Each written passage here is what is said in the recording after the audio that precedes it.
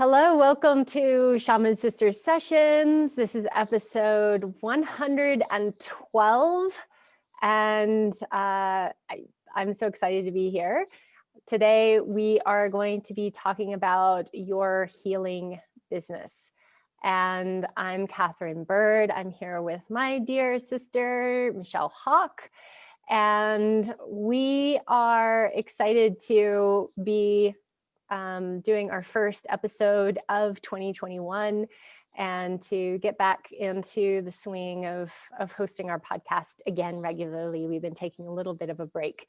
So we're excited to be with you and talking about healing business and focusing on this topic for a minute.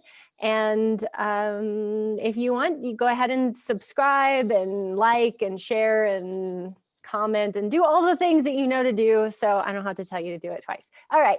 So hi, Michelle. How are things with you today? I'm good. Hey, yeah, way to get back in the groove of things. It's funny, we're talking about your healing business, and both Kat and I have been. Maybe you've seen some of our gripes about the entrepreneurial community. So there will definitely be us a little bit kind of highlighting some of the things that we don't like about the business of healing, but also some of the things that we've been implementing in ourselves that we found to be really successful. And with all of that, we are just now kind of, I don't know, I guess I'll speak for myself. I took a little bit of space over the solstice, and I was painting and I was making finishing salts, and I was walking my dog a lot, and just really starting to get back into the energy of how my business is wanting to express in 2021. And we're going to talk about some of the cycles of what's involved with that as well. Yep. Yeah, this is all important pieces. So we're going to dive into some stuff around what your business is as its own healing entity. So Michelle and I both primarily work a lot with practitioners. I'd say most of my clients are practitioners of some sort, and there are all the things that we work on in terms of self, personal development, energetic development, skills and tools, and healing ourselves in different ways and advancing and mastering things. And then there is also this business aspect of our work when we are practitioners. And this can be a source of a lot of confusion and pain and struggle and strife and a lot of needing support. And so a lot of my clients, we end up working at least some percentage on business development structures and planning and implementing and getting to the core of what it means to be in alignment with who you are as a practitioner and how to make things happen and how to get clients and how to write marketing copy and how to describe this often indescribable work that we do, which is one of the core struggles I see us have, is that we often have quite a few different modalities maybe we're pulling from, plus a lot of intuitive stuff and in the moment things that we do that maybe we don't even know how they work.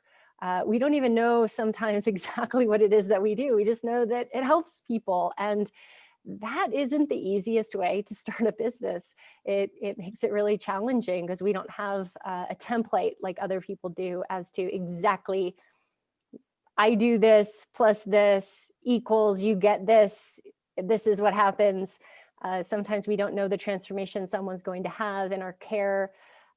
So many layers here. So this is definitely something that's close to Michelle and I's hearts because we are both entrepreneurs in this world, and we talk a lot about our work and our business and how to come into higher alignment with who we are as we evolve, which is such a big piece. Like people like us, probably people like you, like we're changing and evolving sometimes so rapidly.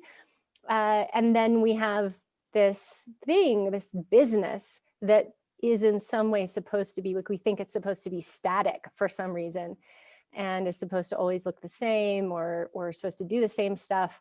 So it can be exhausting just to be in You're getting contemplation. I'm getting hot a little here. worked up there, taking off your layers. Yeah. Well, I have the wood stove going, so I just put some new logs on, so it's getting a little bit, I'm getting a little bit of warmth in the room. But Awesome. Well, you can yeah, tell when Kat gets excited, she starts taking I layers start taking my off. clothes off.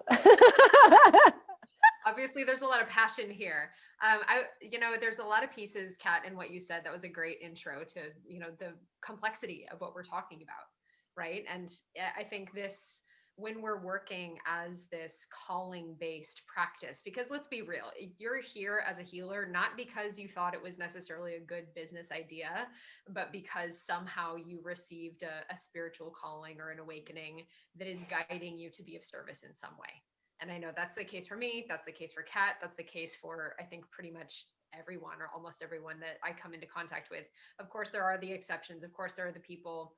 I forget what episode we talked about it in. I think it was the how not to be, or a spirituality that hurts and shames, or my shaman gave me bad advice. Like one of those two episodes where we talked about the people who get into this industry because it is highly unregulated, because you can charge lots of money without a whole lot of certification, etc. So there are some of those people, but the vast majority of all of us are here because it is this extension of our own growth and being on the planet.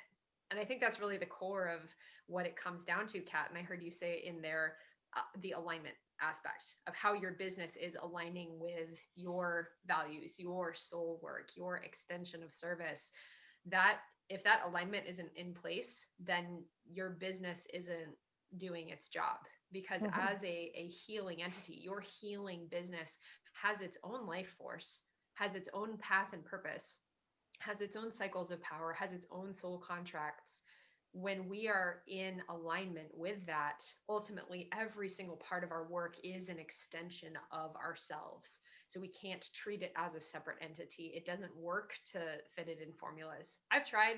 I know, and pretty much everyone I know has tried. Oh my God, those formulas. Oh my God, those formulas. Those templates that your business coaches Template. give you. Throw them away. Most of them don't help. Sometimes a template can be helpful, but for the most part, I have not found a lot of success in templating my business, and I've wasted time and money and energy on things. Yeah, can we where should we start here? Because like you said, it's so complex. There's so many layers here.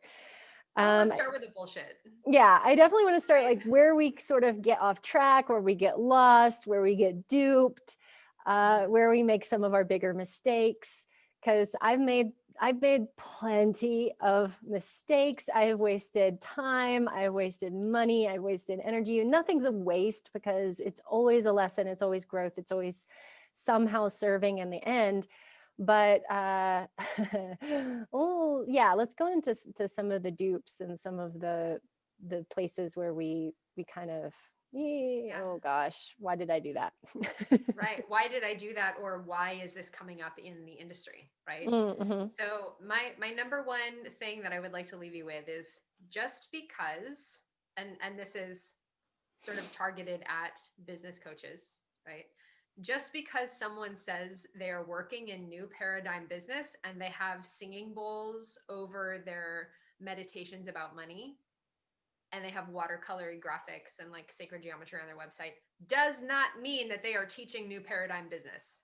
Right. It just means that they have learned how to package their old paradigm bullshit into your package because it sells to you and you are comfortable with it, which is something that something that we do, right? When you know that you're selling to a certain subset of people, you look at what do they like to look at? What colors do they enjoy? What images are they drawn to? And then you can overlay that stuff on top of pretty much anything and you can sell.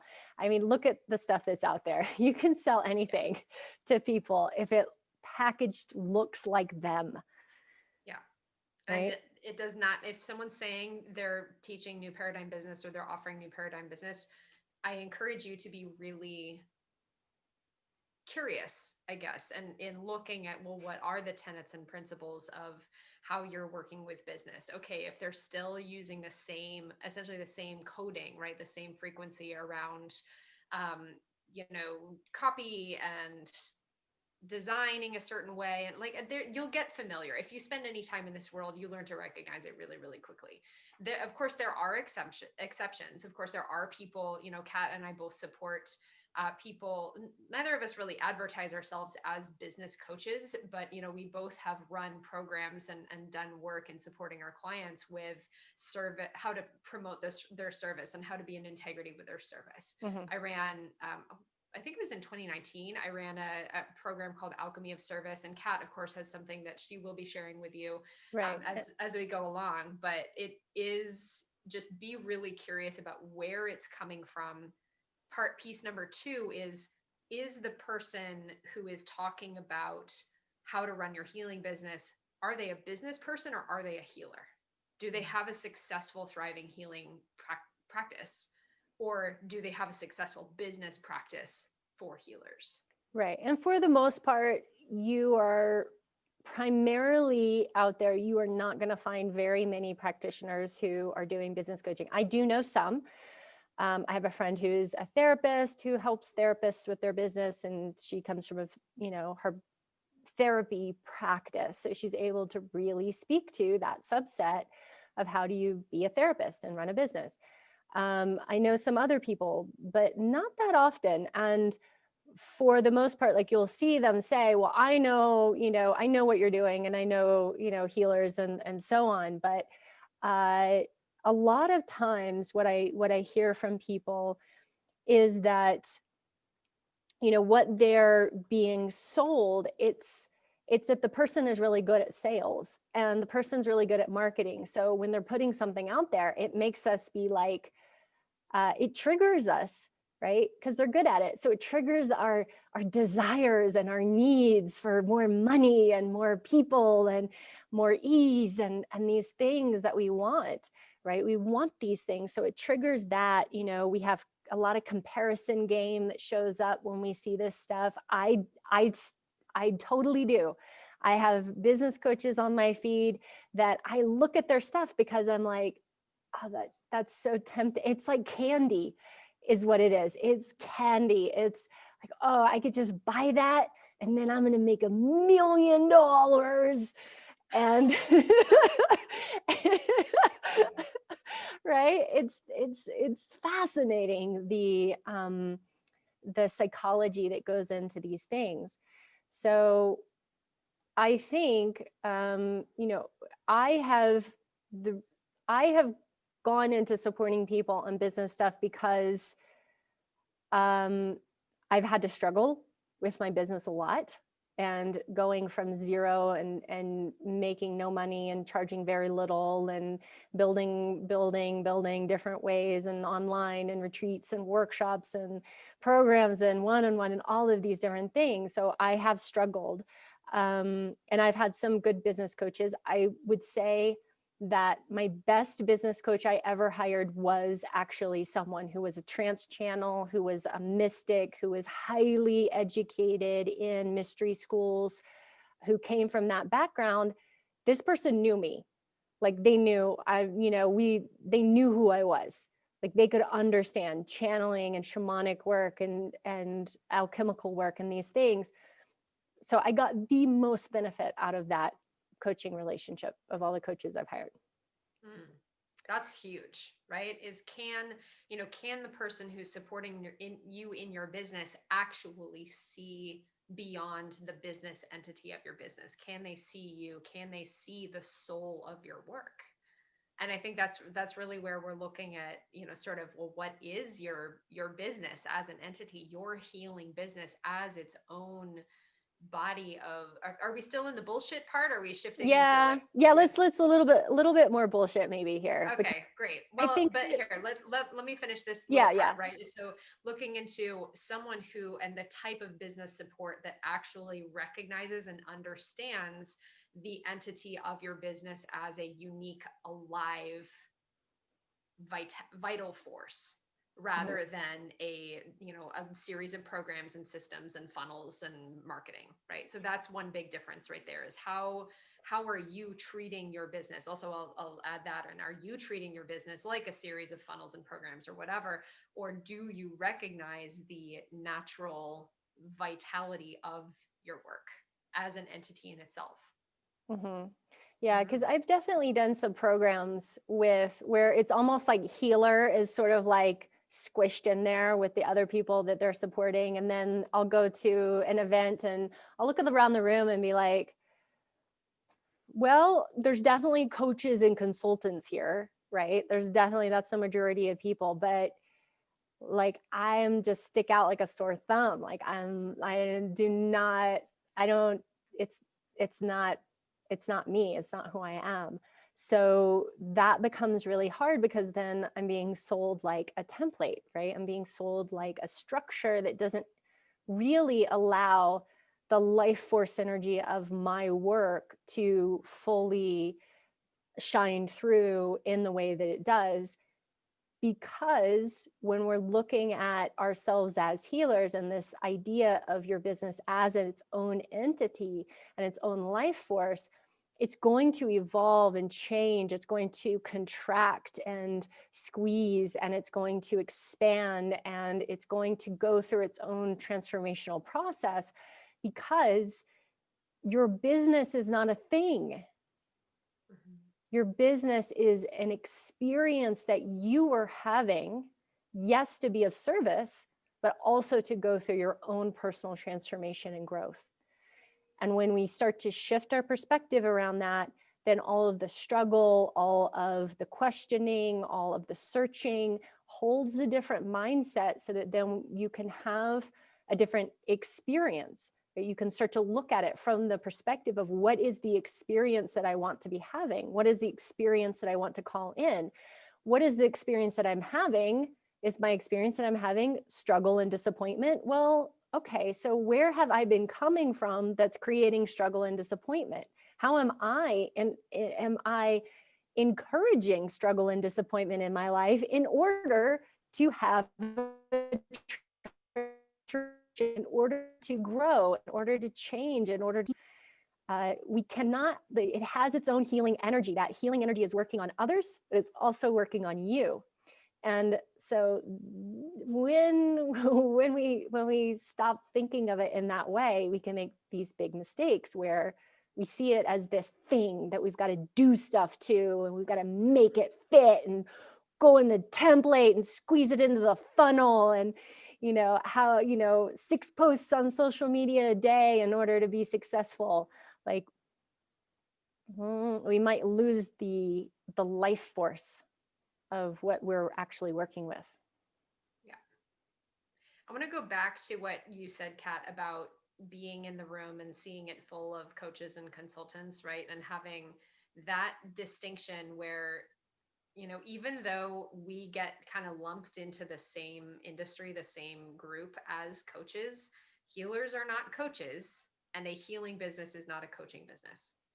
A lot of the funnels and the copy, and a lot of the old paradigm bullshit marketed at healers is actually, I think, intended for coaches. And the people who are putting this out sort of assume that, oh, healers fit in this window too. But I think it's really interesting to look at, there are actually really different systems and structures and regulations involved with being a coach or being a therapist, right? So you have on one hand, people go through all these accredited programs to receive a certain certification, and they do X number of hours within a coaching school, for example, or you go to school to become a therapist and you have your degree in whatever, and you abide by certain set of regulations. Maybe depending on your coaching certificate, you are coaching within a particular established model, so you're adopting somebody else's system. And so you have kind of this world over here, the coaching, consulting, therapy world, that is its own set of structures, really. And then you have healership.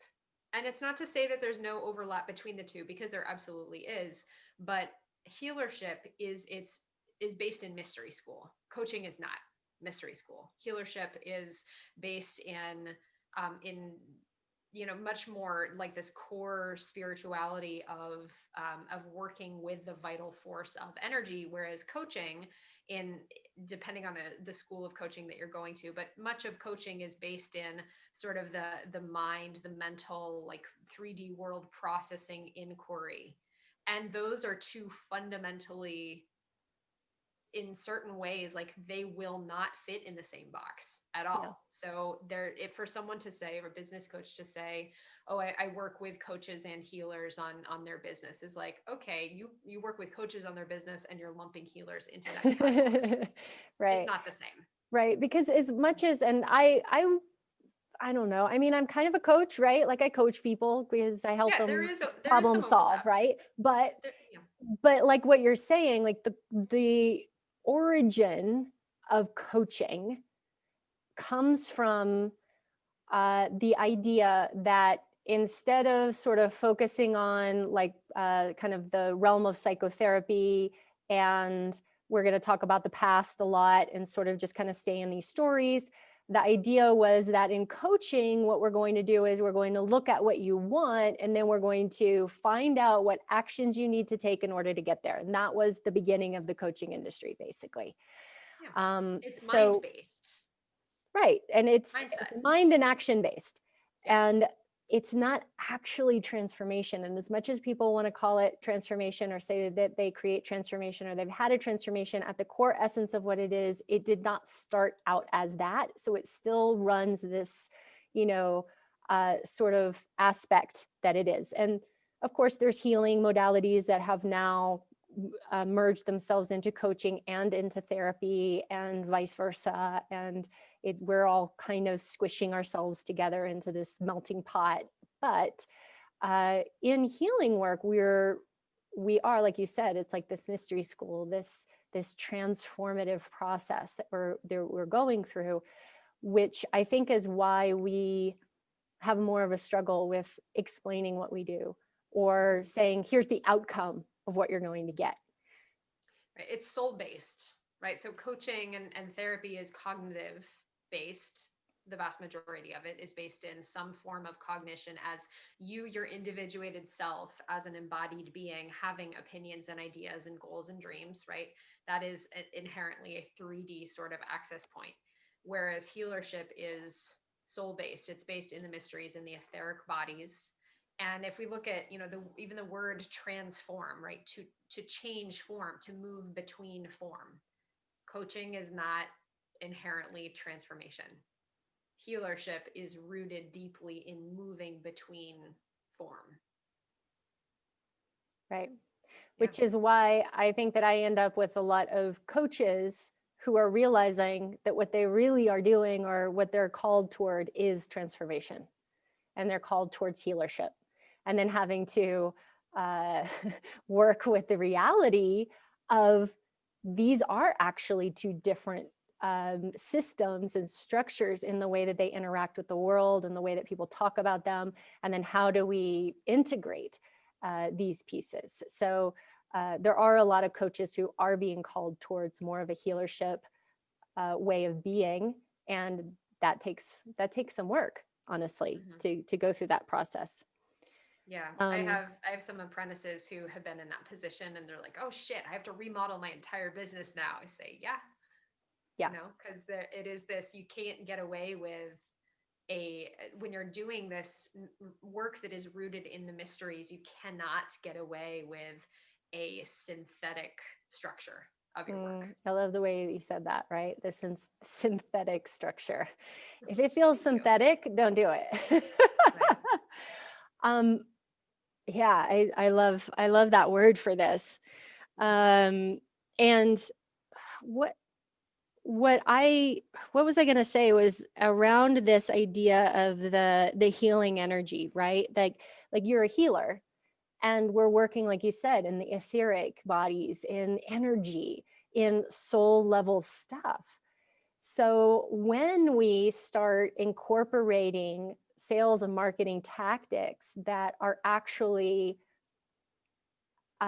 running against healing current, meaning that they have at their essence some amount of trauma inducing copy or words or images, like whatever. Like we're making people go into their trauma in order to sell them something. We're putting them into, because pain is a thing, right? Like it's a well-known marketing tactic. If you make somebody feel their own pain, they will buy anything. Yeah, we talked about that, I think, in our last episode, actually. Yeah. The whole pain point, right? Right. I remember, Kat, do you remember the first time you learned about this? Like, what was your reaction to learning about this? Of like when a coach was saying, okay, so you need to figure out, and it's important to figure out what your people are hurting around, right? Because then you can talk to them. It's important to figure out what your people are hurting around, for sure. Yeah, but it's important to figure it out. But I mean, I ask because I remember having someone essentially tell me, walking me through this process of figuring out the pain point, and then saying, you need to poke people in this way. Right. You poke their pain and then keep them in their pain. Right. And on I a got sales really call, upset. if you have the ability to pull them out of their pain, don't do that, because they won't buy the thing. I've had that I've seen that. I've heard that multiple times. How do you feel or do you remember the first time you learned that or heard about that? Like however many years ago that was, how did that feel to you? Well, I think that it's shocking. I think it's shocking to those of us who kind of go through life with this idea of, how can I cultivate more compassion? How can I be more kind? How can I be more of service? How can I help people more? To be like, so you want me to hurt them so that... Right. I remember I had that same experience. I was like, wait, so let me back this up. You are telling me that in order to have a successful business, I need to actively and consciously contribute to traumatizing and dysregulating somebody's energy field so that they have an upsetting, jarring experience. Like, go fuck yourself. That was my response, basically. And I was really mad about it. And right. I But remember what was their response to you, though? well, I didn't actually say go fuck yourself. That was my internal response. But okay. But they did say, well, this is how it's done. This is how it's done. Essentially, that was their response, was this is how it's done. And I remember thinking, you've got to be kidding me. Like, I will not. This is so opposed to everything that my business, let alone my business, this is opposed to everything that I, as a force of love and compassion and everything that I'm trying to do in the world to help create ease and alignment and harmony, that bringing that into my business, into even trying to get somebody to work with me, felt like the dirtiest, grossest thing. And I refused to believe that this is how it's done, that there was no other way around that. I've seen people give up at that moment. I've seen people be like, I'm out. I can't do it. I'm going to go do something else. I've seen people be like, if that's what I have to do in order to be successful at this, I'm not doing it. Yeah. And it's tricky because it works. Right? It fucking works. That's funny. I actually don't know how well trying that really worked for me. Maybe it was because I didn't actually you didn't mean it. But I didn't actually do it. It's there because it works, right? It's been tested, it's been tried, it's been true in many years of marketing research and how things work. And it's relying on, people's fears and their pain and their suffering and their struggle in order to get them to purchase something. Yeah. And yeah, so and that's old paradigm all over, right? Right. You want to talk old paradigm sales tactics, like that's it in a nutshell. Right. And it's a bummer. It is a bummer, but there is another way. Right, because we as healers, right? So what I see is that what we were talking about, this transformation, right? That we are agents of change, we're agents of transformation. So if we can actually engage with our work in a higher way, and we can not rely on things that feel disingenuous and gross to us, and we can have a transformational experience where we actually change business through healing, then we're really accomplishing something, I think. Mm. So I have a lot of hope and um, positive outlook on what's possible here. Mm. And I still see that a lot of us are operating from our own fear. So I think that when we look at that, to also look at our relationship to our fear of failure, our fear of struggle, our fear of not making it, of not being good enough, of all of the things that are there that are being fed on by both people trying to sell us stuff, but just any kind of negativity that we're putting into what we're creating. Yeah. Yeah. So let's talk about the entity of your business. So what is, with all of this, looking at contrasting all the bullshit that we see in the entrepreneurial world and the business coaching world targeted at healers, even though it's not actually appropriate advice for healers, what are some of the hallmarks of your healing business as its own entity? We've already named a couple of them, right? So we've listed your business is an extension of yourself.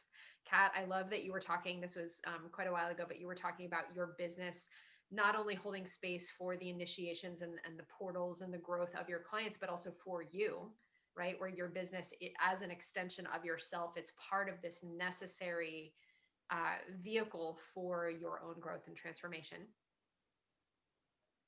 Right? What else would Yep. you add to that? Where would you go with that? Well, you are also talking about its, it has its own life force and energy. It has its own, you said contracts, right? It has its own soul contracts with the people that you are meant to support and engage with guides and energies that you are specifically designed to bring through, with modalities, with codes, with different kinds of energy work, remembered energy work that you're designed to bring through. These all have their own life force. And when we talk about life and life force, when we start to see it as an entity, then we can take it out of this box of that is this thing that I do things to, right? It's more like a child where you accept the fact that this being has come into your life and it's unpredictable and it has its own personality and it has its own circadian rhythm. It has its own it has its own metabolism. It has its own hormonal system. It has all of these different systems. And the more that you pay attention to it and you feed it and you focus on it, the more it grows and it becomes more of whatever it is that you're focusing toward it. Just the same as a child or anything that you're paying attention to and growing. And so within that, it takes some level of surrender and acceptance that there are going to be cycles and rhythms inside your business that you might not be comfortable with. Yeah, I think that's a really important piece, right? Because the cycles and rhythms inherently, energy works in expansion and contraction. And despite what we might be told in the business coaching world, where we're constantly spoon fed bullshit like 6 figures in 60 days or whatever, or like expand, expand, expand, or like every year you should be growing your business or whatever, that may not be what's happening within the unique life force of your business as an entity. Again, because there are periods of expansion, but there are also periods of contraction, and that's just the law of how energy works. And it doesn't mean that, you'll go, from making, 6 figures one year to to like half of that the next year. It doesn't necessarily mean that, but there are natural ebbs and flows that if we are in integrity with how the entity of our business is wanting to express itself, then we will acknowledge, okay, last year I really had a super easy time getting a bunch of people in this program, but this year it's like pulling fucking teeth and it's really, really hard to get people in this program. Does that mean that my energy is wanting to go somewhere else? Maybe my business is wanting to grow in this other direction this year, or maybe the timing's just not right, rather than trying to force it. So it brings in, it's almost like a conversation, right? Of how can we be in active co-creation and collaboration with our business, again, as its own entity. I love, Kat, what you said about imagining it like a child, right? Because, okay, well, what does your kid want to do?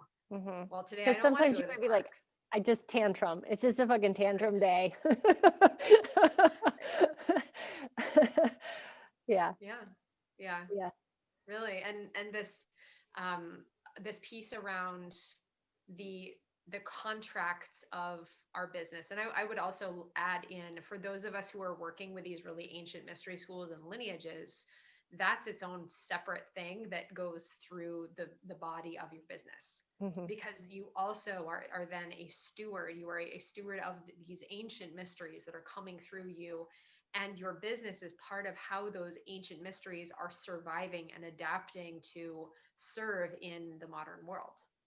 So with that, I'm teach alchemy, right? And that was one of the really big things that I needed to get good with, and still continue to spend a lot of time and energy around, is how can I be in integrity with this super ancient, super complicated body of knowledge, that it has roots in lots of different places all over the world, that has expressions in the Western world and the Eastern worlds, that has it is so vital. And I'm just heading into year 4 in the spring of teaching the alchemy course, and it's every single year it's teaching me more about how are my contracts with this lineage changing, and what do I need to do in order to support the vitality of this entity, of this lineage, through the entity of my business. Right. And the same is true for other lineages. And sometimes you're not even aware of what you're holding. You're not really fully aware, because you might have learned something. And for shamanic work, and so many people are called to what is very shamanic work, and are holding something that has been moving through them for many lifetimes, and is wanting to be in the world, and is wanting to do what it does, because that's what it does. It likes to do that. And also having to be in integrity and be in contemplation about what that means, and what it means individually and collectively to be doing that kind of work, and what it means inside of a business to do that kind of work.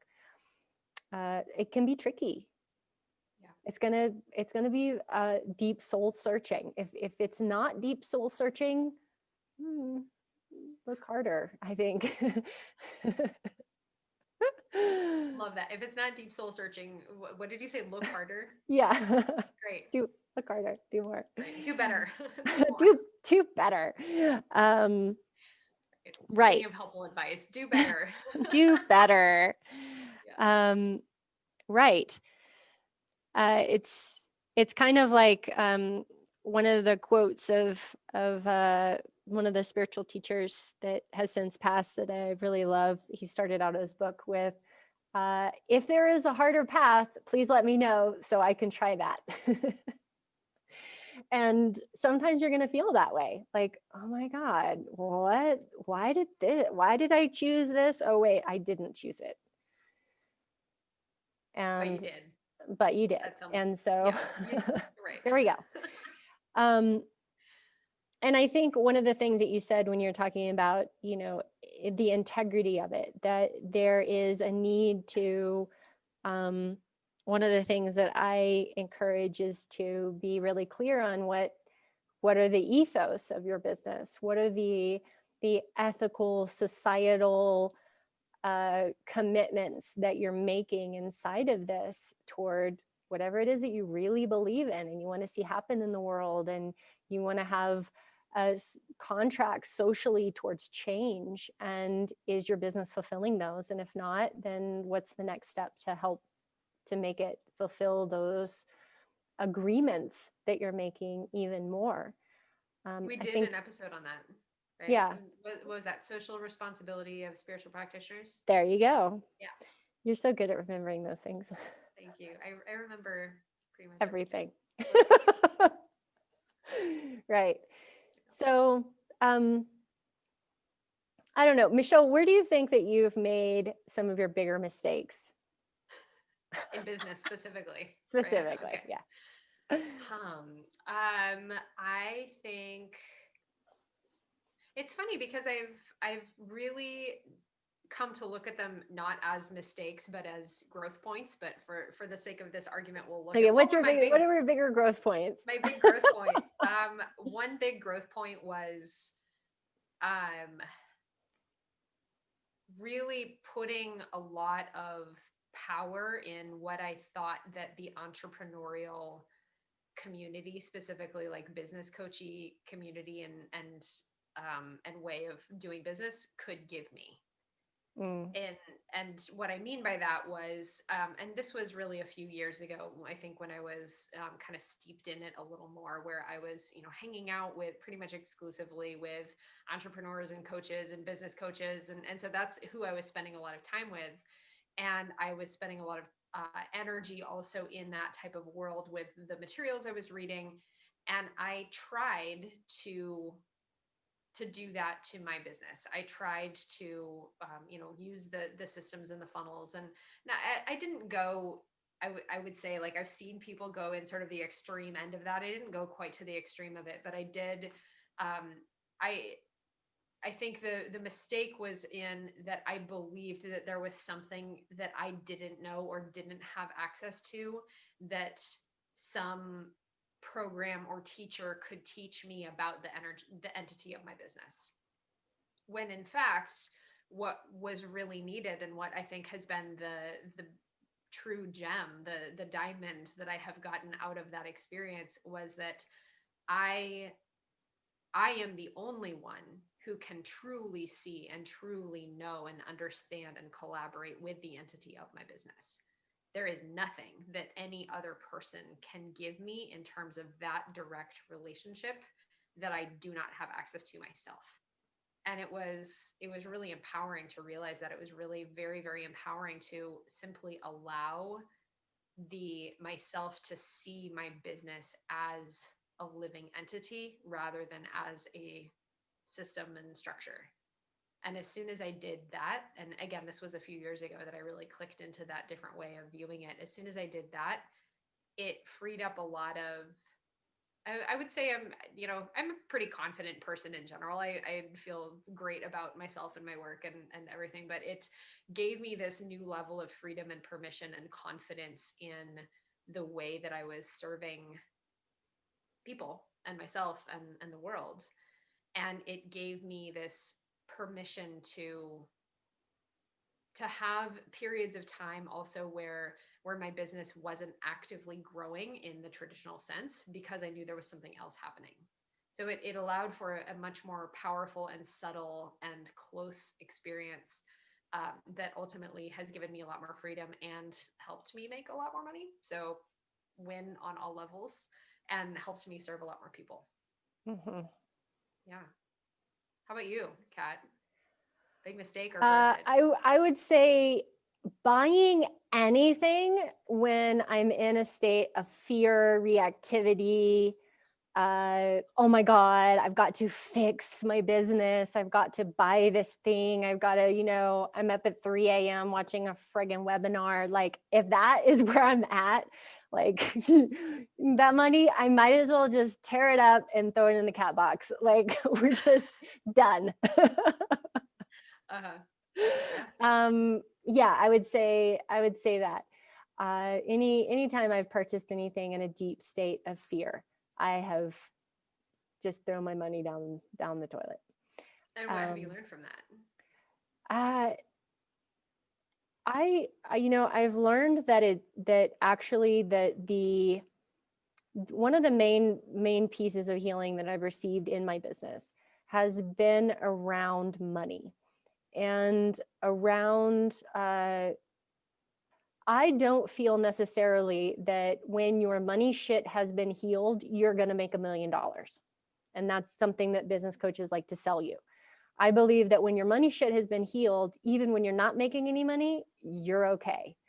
And so I think that what that was really signaling to me was that I needed to work on my nervous system. I needed to work on regulating myself, on working on releasing some old wounds and trauma from my childhood in association with money, in looking at the beliefs that my parents had instilled in me around money, and my current beliefs around my own ability to produce and my own value, all of those things. As I worked on myself, I actually bought those things and didn't do anything with them. I oftentimes I engaged with the materials. I took a bunch of notes. I started things. I built webinars that I never used. And because I hated them, I just hated it. And I was like, I cannot connect to this at all. When I've reached out and been like, I don't know what to do with my business, and like tried to get somebody else to tell me what to do, then that's been a mistake.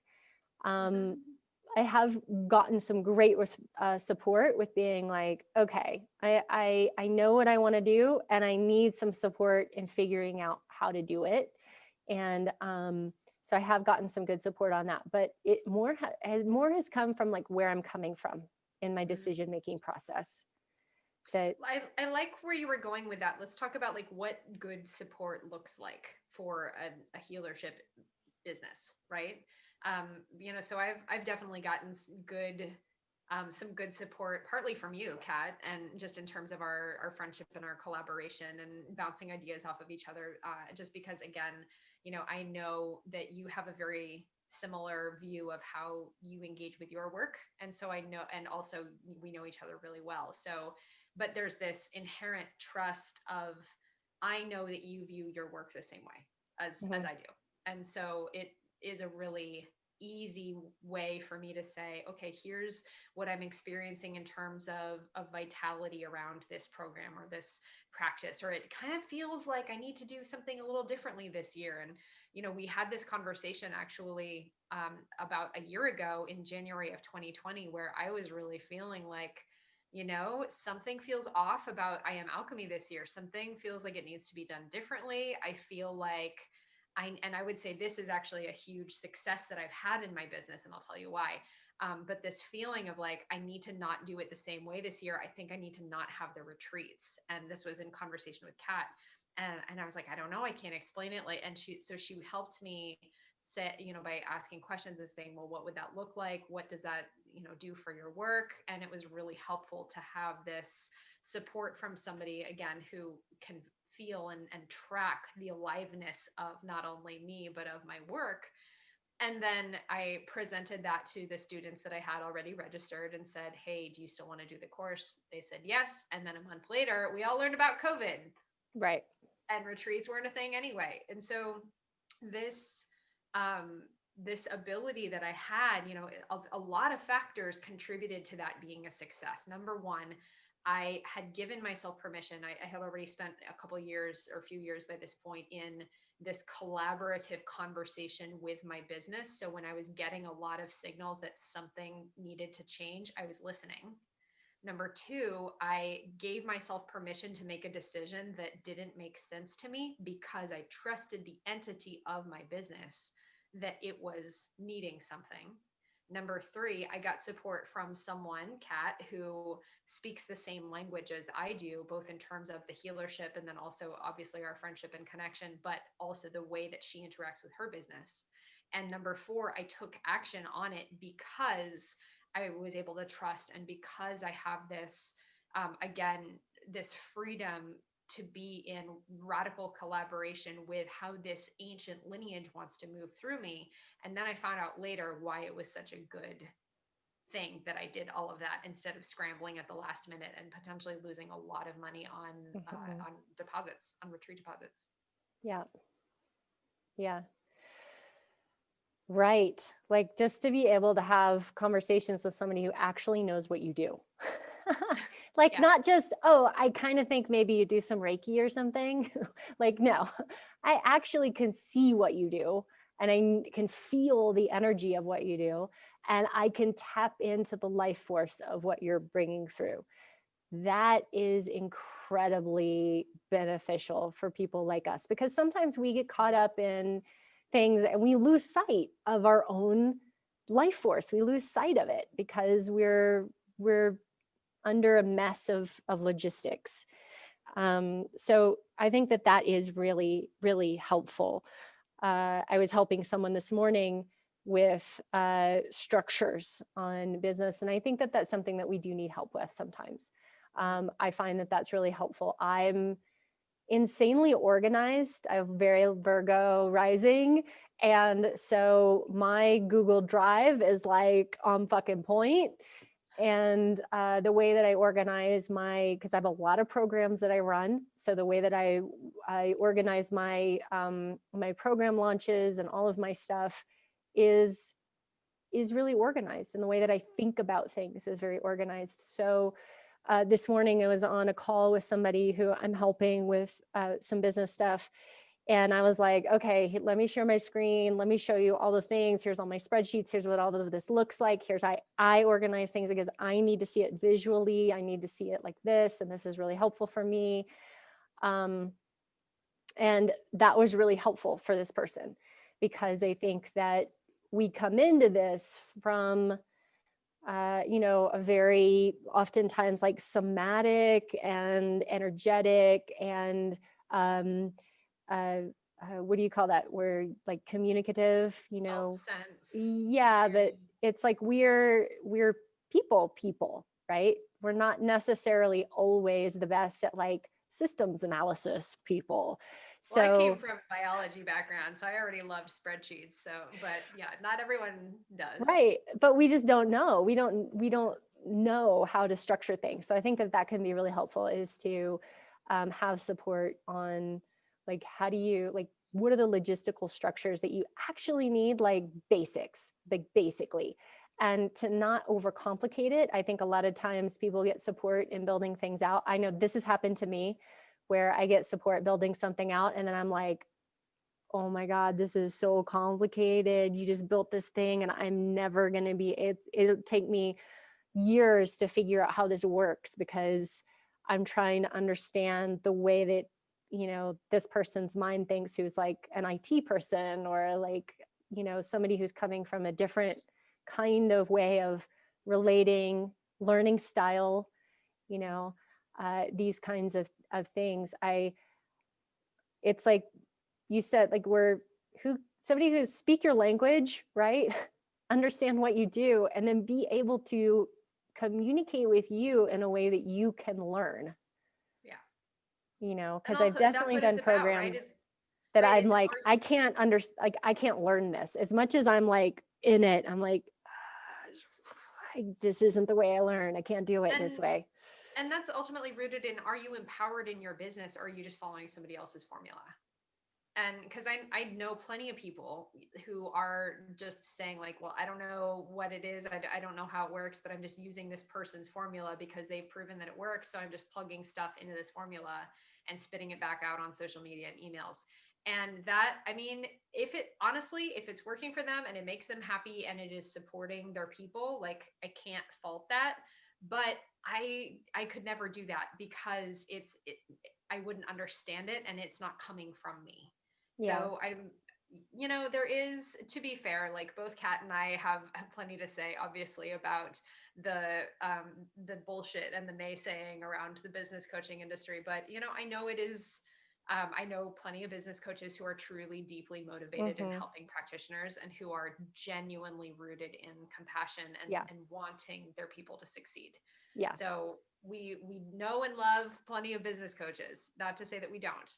And also take it with a grain of salt and look at what type of support is best for you and your business. Right. It may come from a business coach, it may not. It may come from someone like Kat or like myself, or somebody else entirely who is able to see you and see your work. And ultimately, that's the most important part, I feel like, is can this person see you, actually see you and see your work, and help you be in integrity with this entity, this living, breathing, vital, growing, evolving entity that is your service in the world. Mm-hmm.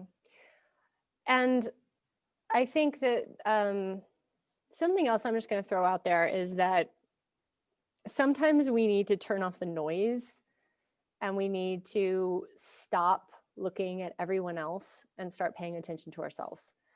And like really tune into what this is that wants to come through you and give it the space and the breadth it needs to find its form and engage with it creatively. And like it's like if you're being called to shamanic work, dance your business, right? Like get out there and sing it. Like be like, okay, I'm calling you in. Like what is your song? Like be creative, come from that soul level of what it is that you're doing, and coming from it in that way, because sometimes we look outside of ourselves and we're in this big comparison game, and this person says they can make me $1 million, so I'm gonna give them $30,000, and like really sit with it. Yeah. And be with your business, be with it deeply, and find out what is it whispering to you, and what is it asking for, what does it need from you. And sometimes you just need support on like one little thing, or you need support on coming up with a program or a structure or something, but like we can get lost in other people's ways of doing things. Yeah. For sure. And it's ultimately about your essence that is unique, and I have an apprentice that I've been supporting for years and years. We're friends. She's a client of mine. She's been a client for a very long time, and she's done all sorts of studies with me. And sometime last year we were having a conversation, and I was saying, it really feels like what I see in you is this struggle. Basically, Kat, what you're saying of like, I felt all the noise in her work. And I said, I don't actually feel you in your work. And she said, I know. And we spent, honestly, like we're still in it, but I kind of threw her into the void, I guess I'll say. But it's this encouraging of, what, you don't need more trainings, you don't need more certifications, and our work together is going to focus not on any specific teachings or instruction, but instead on pulling all the crap out of the way so that you can actually be in touch with that true essence of your being, because I feel like that's gotten really lost in your work. And she said, yeah, I totally agree. And so that's where we've been for the last 4 months or so. She looks completely different. Yeah, she does. I just saw a picture of her. I was like, right? Looks like a completely different person. And I'm like, oh my God, okay, this, you want to look at transformation, right? Like this, it's the essence. Is your essence allowed to breathe?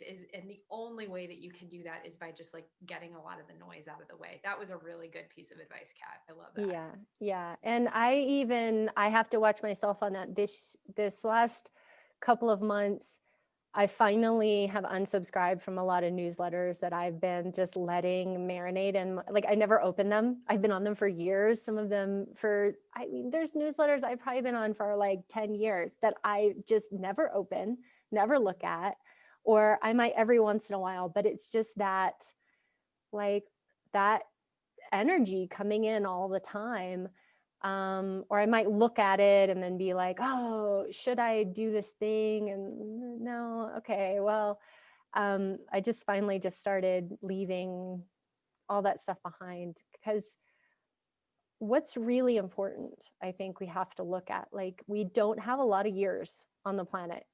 We don't have a lot of time. And what are you going to spend your precious moments on? If this is your sole mission, your calling, if your soul went out of the way to embody at this moment in time and come to this planet, maybe from some other friggin' solar system, then you have got to get on your shit and stop trying to be someone else. Yeah. Mic drop. Mm.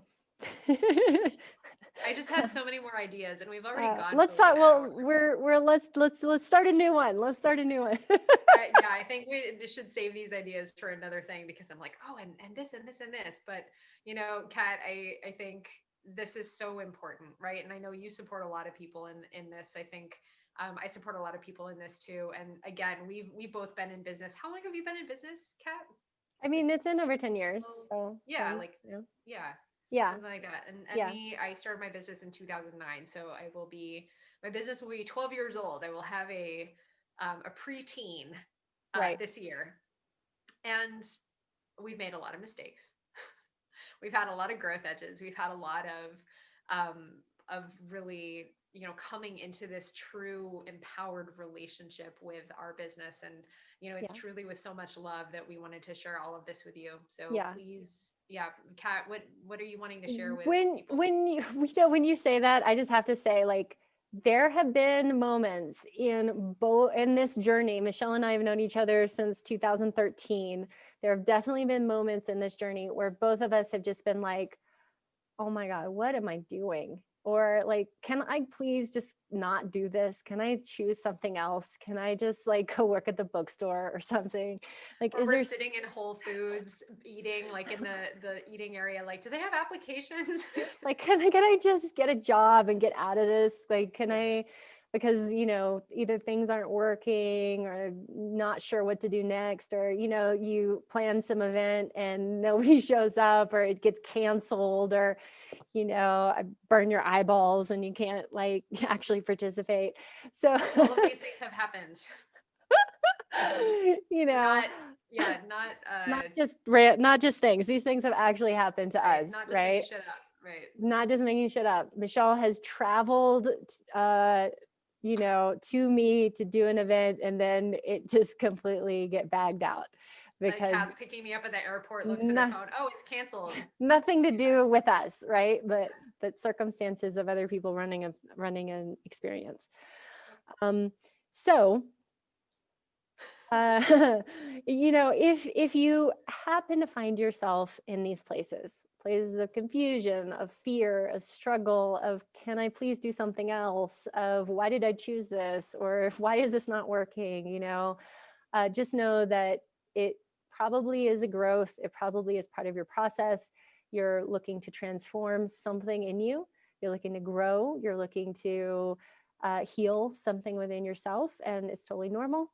And you will more than likely make it through this and become more empowered and creative and easeful in your business over time.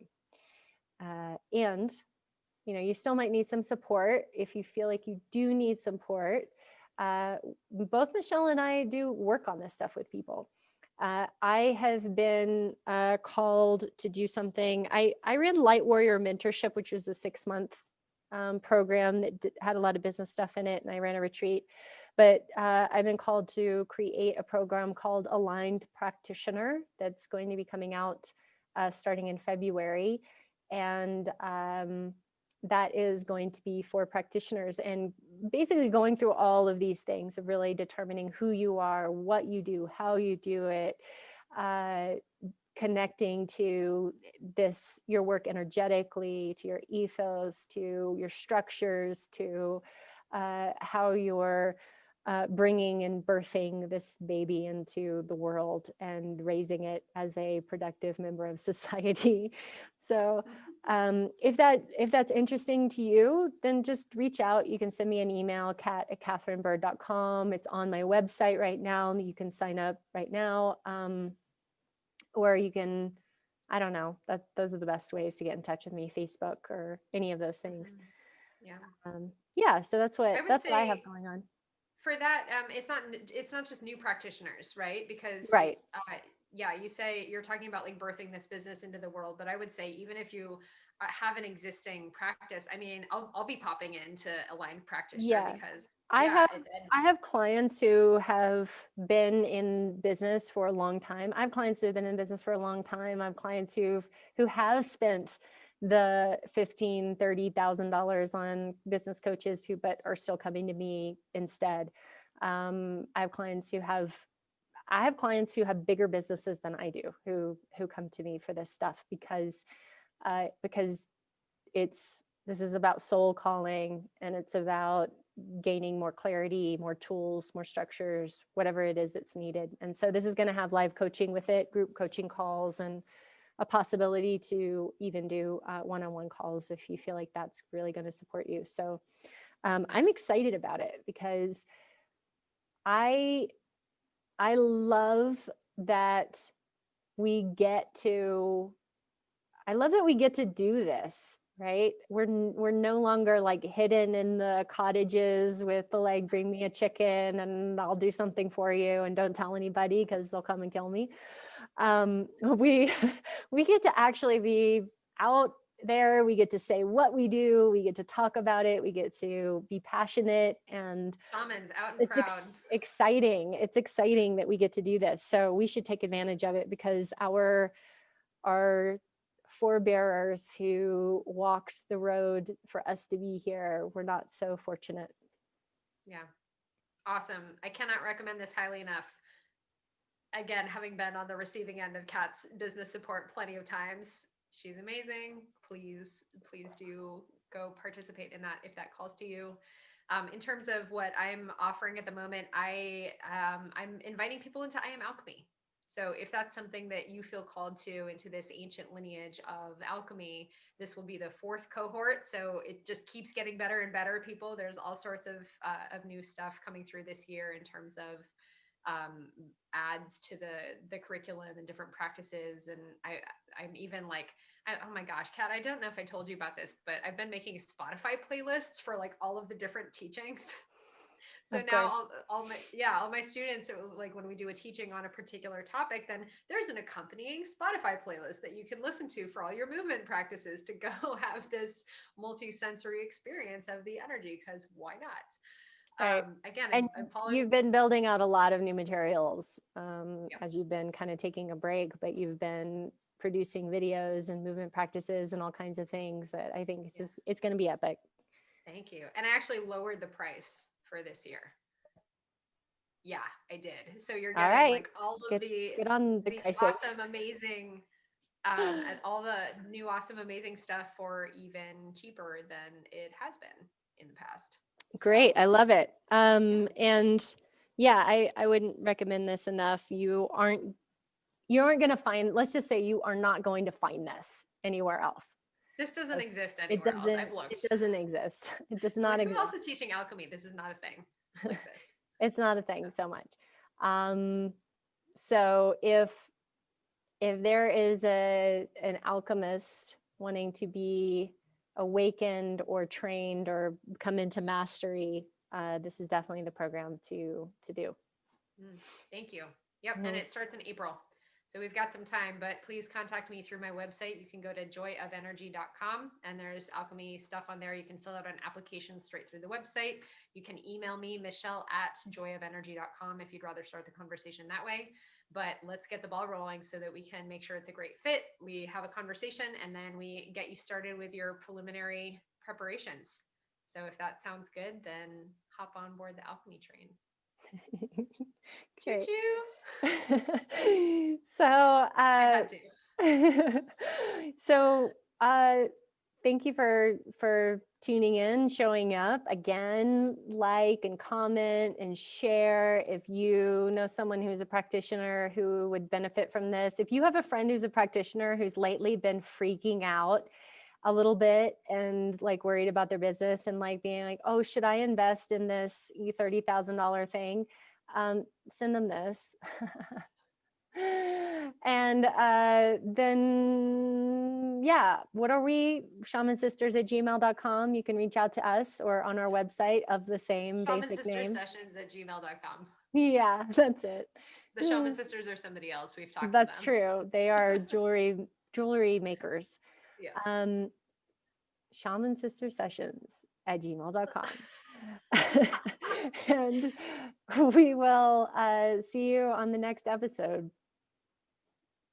Yep.